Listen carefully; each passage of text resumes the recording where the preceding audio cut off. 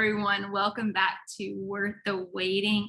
I'm so glad you're here today. Thank you guys for tuning in. If you want to hear more about me, more of where we're at, where we've started, go back to my first episode. The first two, I share part 1 and 2 of my story. And so if you want to just hear what's this lady doing, what is she talking about in the waiting room, go back and listen. It'll be super helpful, and I hope it encourages you. I wanted to talk today about just a practical. I want to talk about being a good listener. We are in a society where, I don't know if you've experienced this. I know I have, where you're talking, you're telling a story, and people often jump in and tell their stories. And it's like, that's great, but did you really hear me? Did you really hear my heart? And some of the text that I want to pull out is from a book by Robert L. Montgomery. It's called Listening Made Easy. But do you consider yourself a good listener? Why or why not? Like, stop and ask yourself, am I a good listener? This is something that it's probably one of the top things I actually learned through the infertility, through the barrenness journey, was how to be a good listener. When you're not listening well, you're not fully present. You miss what's behind the words, the deep truth that's coming from a person. It's not about hearing the words spoken, but it's about connecting with the heart.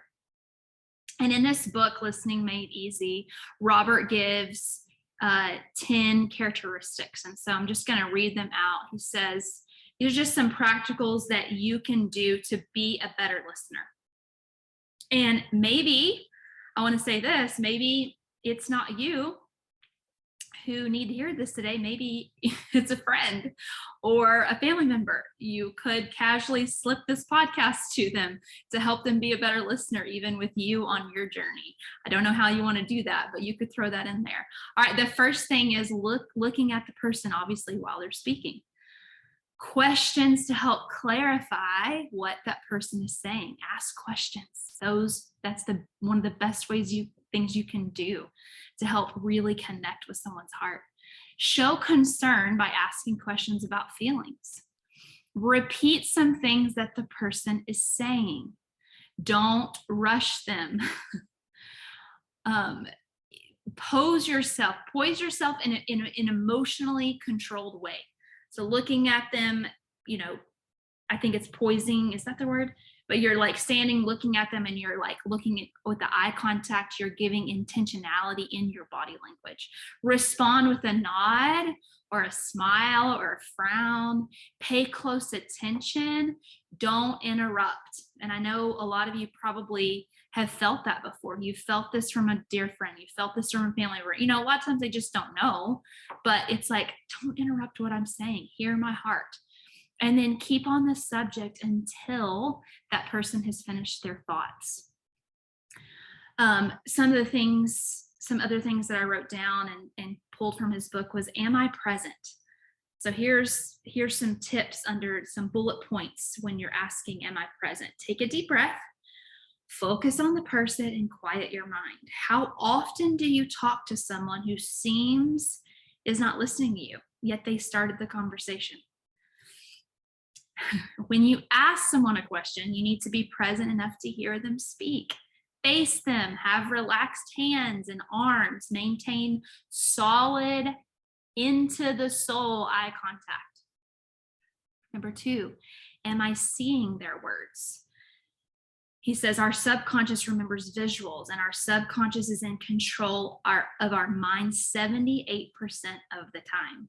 So it's a powerful tool to really try to visualize their words, associate words with visuals. That's super helpful. Number 3, are they completely finished? I know I've been guilty of this. I get excited to offer suggestions. You want to jump in and emphasize things. You want to help. You care. You want to show them things, but don't interrupt them. It can come across as competitive, uncaring, selfish, and thoughtless. I'm listening, but it come across like I want them to be quiet already. I want their needs or pain to be released. It's like you're listening to someone, you want them to be quickly done with all the pain and all the things. And so you just jump in with all your helpful, caring thoughts. It's you think it's intentional and you think it's helpful, but it's not helpful for the other person. They just showed up for you to hear and listen to them. Ask yourself, are they ready for me to speak before you speak?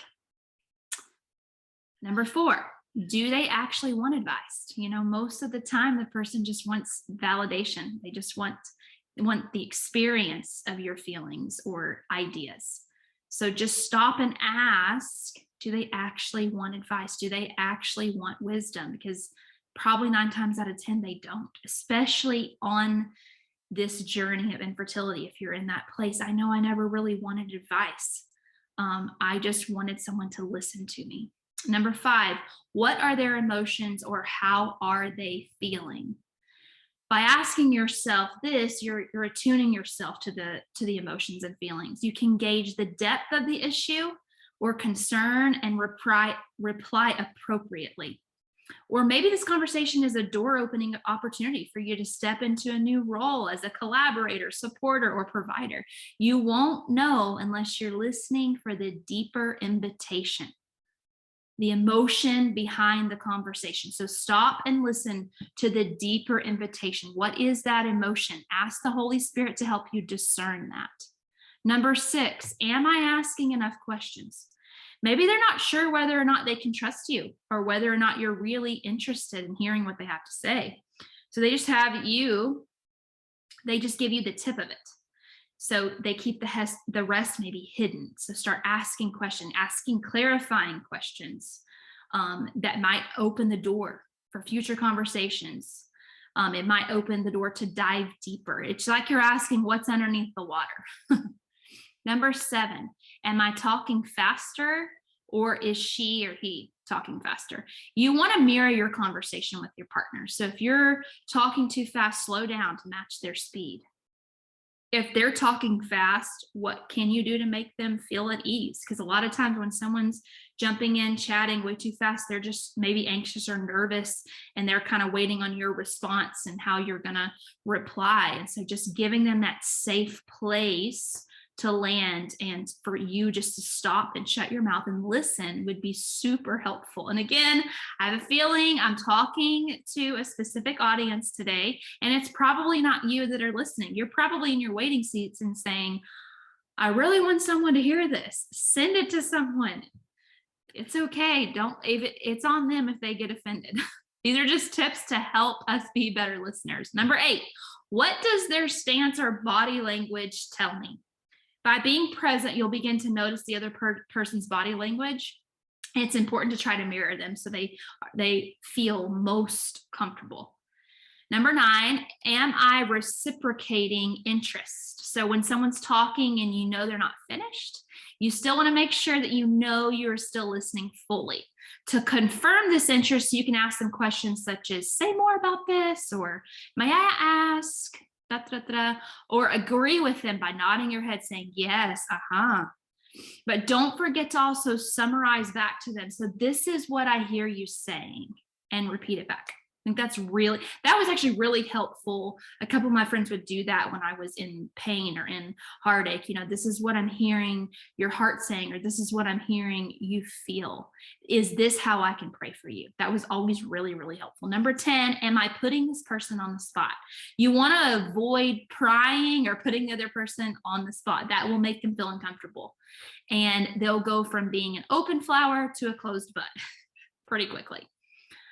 Number 11, am I being competitive? Sometimes the conversation can get heated with emotions and passion, and the last thing you want to do is challenge your fellow conversationalists with arguing, debate, or insults if they just want to be heard.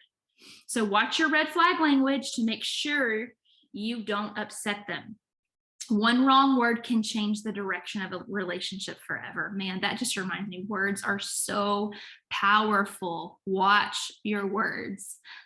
The last one, number 12, what is my interior motive for commenting or asking? Stop and ask yourself. Genuine listening requires us to look the person in the eye, convey our interest and attention, hold the look, lean in a little and say, how are you? And then keep quiet. A philosopher by the name of Simon Wells said, The love of our neighbor in all its fullness simply means being able to say, what are you going through? Be genuinely interested in hearing the other person's story, the truth of what is going on right now. Don't correct, don't preach, don't talk over, don't jump in with your story and what's going on with you. Don't offer your opinions. Don't do these things. People just listen to their heart. Now I ask you again, do you consider yourself a good listener? I can even though being on this side of things in the promise fulfilled in the celebration, I can even look at some of these and go, wow, I really needed to hear that again today. Because our flesh forgets. We're human. You're going to make mistakes. There's grace.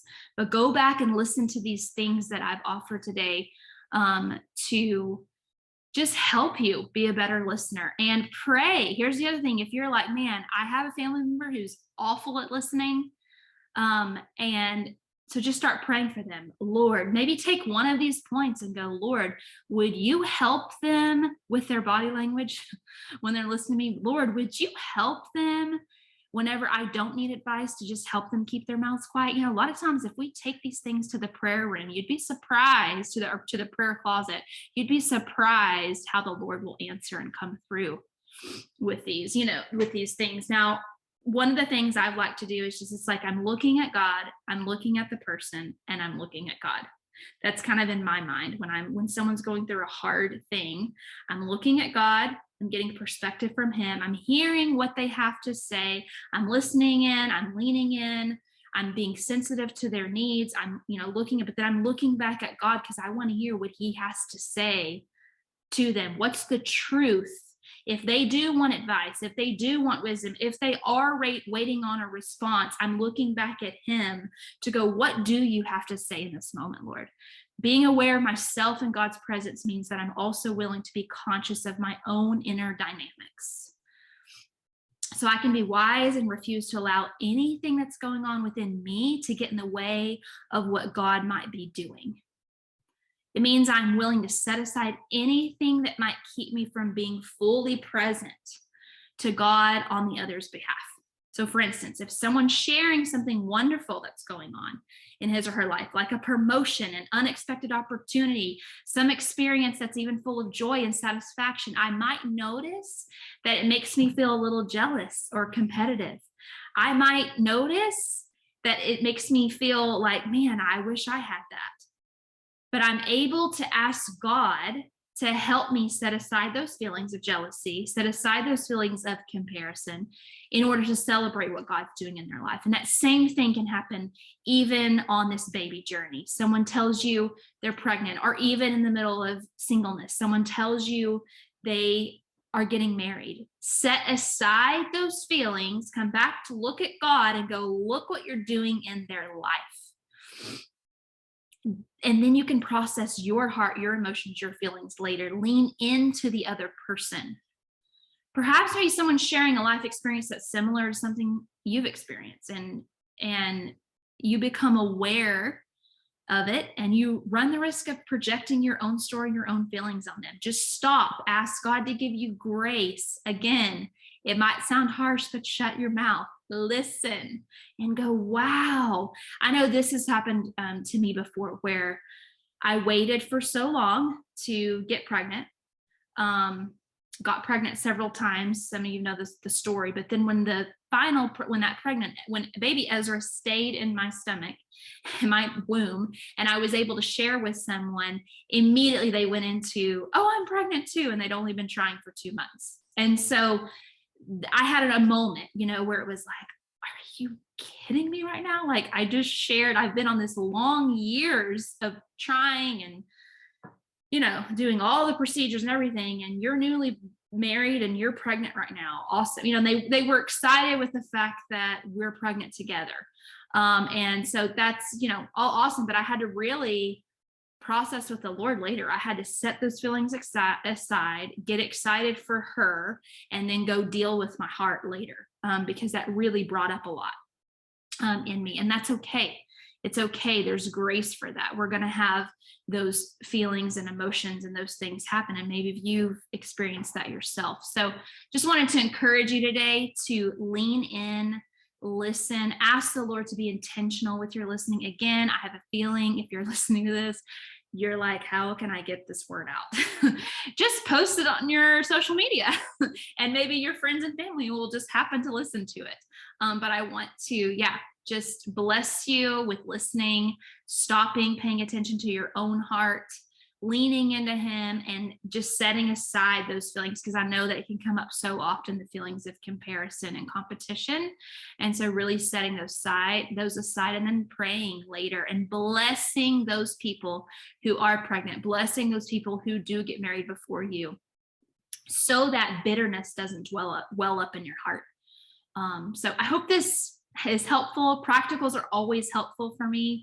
And I think probably if I were to tell you one thing that impacted me the most that I learned, it was the skill of listening all throughout my baby season. So bless you. I hope this is helpful.